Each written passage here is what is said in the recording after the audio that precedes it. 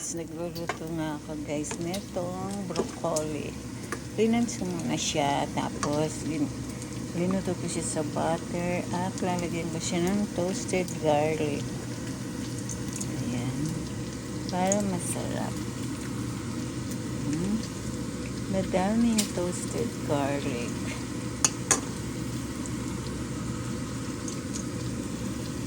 At syempre, nagluluto din ako ng homemade sino. Ayan.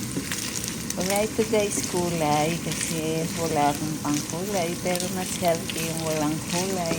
At syempre, homemade yan. Wala yung preservative. At masarap siya. Ilang beses na rin akong gumawa niyan.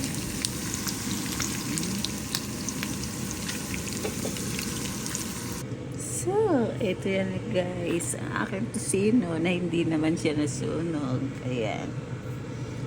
Siyempre, ang gulay. Ayan. Yummy. Hindi naman sunog yan.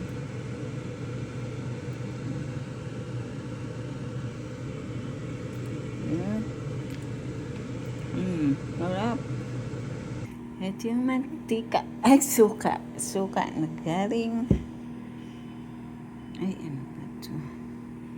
Galing sa Baguio. Ayan. Try natin guys. Gagawin natin sa usawa ng tocino. Sukan. Singkamas. Kamas.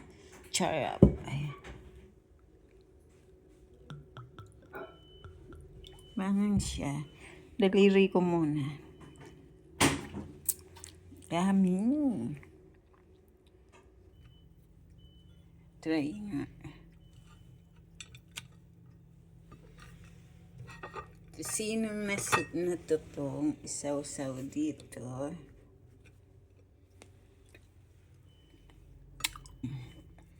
Ang suka na ito guys, napakasarap. Kahit anong pwedeng sausawan. Yan, binili namin yan sa Baguio. At pag nag-uwi ako ng Pinas, bibili uli ako niyan dahil napakasarap niyan.